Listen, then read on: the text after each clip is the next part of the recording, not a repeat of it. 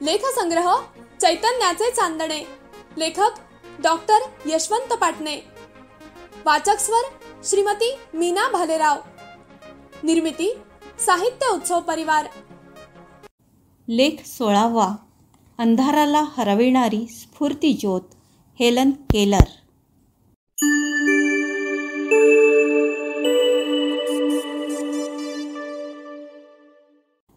Helen Keller हे प्रचंड इच्छाशक्तीचं नाव आहे. अमेरिकेतल्याच नव्हे तर विश्वातल्या अपंगांचे श्रद्धास्थान म्हणून हेलन केलरकडे गौरवाने पाहिले जाते. अंधाराला हरवणारे एक संघर्षशील व्यक्तिमत्व म्हणून आजही त्यांचे जीवनचरित्र स्फूर्तिदायी आहे. मुळातच हेलन केलरचं जीवन ही एक थक्क करणारी कहाणी आहे. लहानपणीच एका आजारात त्यांना अंधत्व आलं. सोबतीला मुकेपण आणि बहिरत्वही आलं. ज्या चिमुरड्या वयात बागबगीच्यातून बागडायचं, पक्ष्यांची मधुर गाणी ऐकायची, केसात फुलांच्या माळा गुंफून दंगामस्ती करायची, त्या पोरवयात हेलनचे डोळे कान बंद झाले. तिच्या पोटात व मेंदूत भयंकर रक्तसंचय झाल्यामुळे हा आजार झाल्याचे डॉक्टरांनी निदान केले. डॉक्टरांना तर वाटत होतं हेलन जगणारच नाही, पण ती जगली ती प्रचंड इच्छाशक्तीवर. तिहेरी अपंगत्व वाट्याला आलेल्या हेलनला पुष्कळ शिकवावे असे तिच्या आईबाबांना वाटत होते, पण स्कंबिया गावात अंध बहिऱ्यांसाठी शाळा नव्हती. आसपासच्या गावातही सोय नव्हती. हेलन 6 वर्षांची असताना बाल्टिमोरमधल्या एका प्रसिद्ध नेत्रविशारदाचे नाव तिच्या बाबांना समजले. या डॉक्टरांनी तिच्या मनात एक आशेचा किरण पेरला. हेलनला निश्चित शिकता येईल ही उमेद जागवली. त्यासाठी त्यांनी वॉशिंग्टनच्या डॉक्टर अलेक्झांडर ग्रॅहम बेल यांची भेट घेण्याचा सल्ला दिला. साऱ्या धावपळीने हेलनचे बाबा निराश झाले होते. डॉक्टर बेल यांनी हेलनला पाहिले, उचलून मांडीवर घेतले. ही पोर मांडीवर बसल्या बसल्या डॉक्टरांचे घड्याळ चाचपत राहिली. डॉक्टरांनी तिचा चाणाक्षपणा हेरला. डॉक्टरांच्या या भेटीतून हेलनलाही एक प्रकाशाचे दार किलकिले झाले. एकाकीपणाच्या तुरुंगातून तिची मुक्तता करण्यासाठी डॉक्टर बेल यांनी बोस्टनमधील पार्किन्स इन्स्टिट्यूशनचे संचालक ॲनॅग्नॉस यांना पत्र लिहायला सांगितलं. आणि मग काय, हेलनच्या कुटुंबाला सुखद वार्ता देणारे उलटपत्र ॲनॅग्नॉस यांनी लिहिले. हेलनसाठी एक शिक्षिका उपलब्ध झाली होती. नाव तिचं सुलिव्हॅन. सुलिव्हॅनने हेलनची जबाबदारी घेतली. तिने सांगितलं, नको दिसू देत माझ्या हेलनला, नको येऊ देत ऐकू. तिच्या रक्तात वाहते आहे संवेदना. तिच्याशी नाते जोडून मी तिला घडविणार आहे. बाईंनी हेलनला आपल्या खोलीत नेले. हेलनच्या हातावर बाईंनी बाहुली ठेवली. हेलनचं मन हरखलं. ती बाहुलीशी खेळायला लागली. नि बाईंची हळूवार बोटं हेलनच्या हातावर फिरायला लागली. तिच्या हातावर अक्षरं जुळवली. DOLL doll.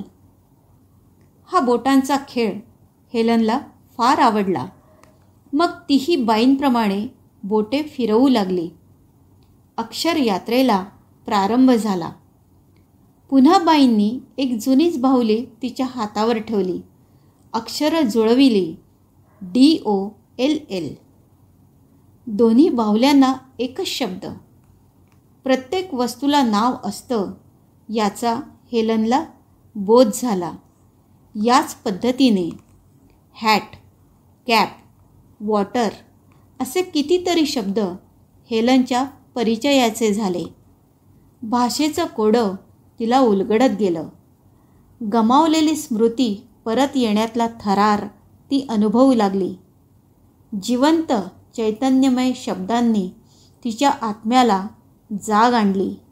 तिच्या अंधार विश्वात आता प्रकाश, आशा, आनंद यांची उधळण होऊ लागली. हळूहळू हेलन अक्षरांकडून उच्चाराकडे गेली.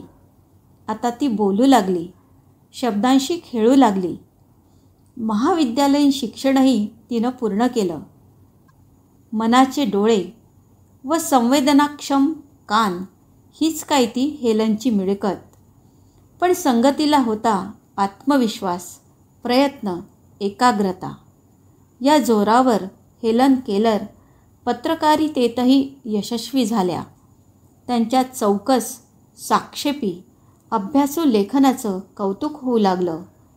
हेलनच्या व्याख्यानांना श्रोत्यांची गर्दी होऊ लागली. लांब लांबहून लोक हेलनला ऐकायला यायचे. सर्कस पाहताना केलर दिसल्या तरी लोक त्यांना बोलायला लावायचे. हेलन केलर यांनी the world I live in, the song of the stone wall यासारखी दीर्घकाव्ये लिहिली.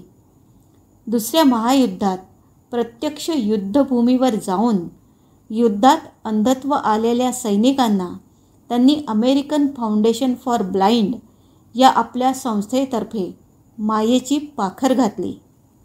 सुलिव्हॅन बाई हेलन केलरच्या आयुष्याच्या किमयागार होत्या. 1887 त्या शिक्षिका म्हणून हेलनच्या आयुष्यात आल्या. आपल्या अपार वात्सल्यातून, मेहनतीतून त्यांनी हेलन केलर नावाचं सुंदर जीवनशिल्प निर्माण केलं. 1926 सुलिव्हॅन बाईंचं निधन झालं. निधनापूर्वी दृष्टी मंद झाली होती. बाईंना हेलनचे भविष्य उज्ज्वल असल्याचे दिसत होते, पण प्रत्यक्ष दिसणे जवळजवळ बंद झाले होते. अशावेळी त्यांना कोणीतरी म्हटलं, बाई लवकर बऱ्या व्हा, तुमच्याशिवाय हेलन केलर या नावाला अर्थ उरणार नाही. बाई ताडकन म्हणाल्या, तसं झालं तर मी अपयशी ठरेन. हेलन केलर यांनी बाईंना अपयशी ठरू दिलं नाही. आपल्यासारख्या असंख्य अंधार यात्रींसाठी त्या स्फूर्तिज्योत झाल्या. अंध शिक्षणासाठी केलेल्या उठावदार कार्याबद्दल त्यांचा अमेरिकेच्या राष्ट्रीय शैक्षणिक संघटनांनी गौरव केला.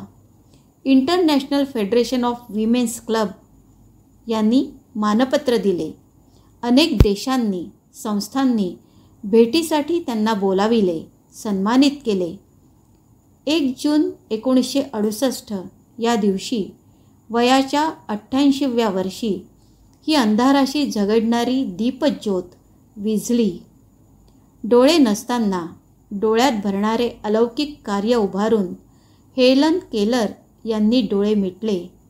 पण आजही त्या आपल्या चरित्र ग्रंथातून अंधाराशी लढण्यासाठी प्रकाश प्रयत्नांची प्रेरणा देत आहेत. त्यामुळेच हेलन केलर हे केवळ एक नाव नाही, तर अंधाराला हरविणारी ती एक स्फूर्ती ज्योत आहे. आता आपण ऐकत होतात लेखसंग्रह चैतन्याचे चांदणे. लेखक डॉक्टर यशवंत पाटणे. वाचक स्वर श्रीमती मीना भालेराव. ही साहित्य उत्सव परिवाराची 2023 ची प्रस्तुती आहे.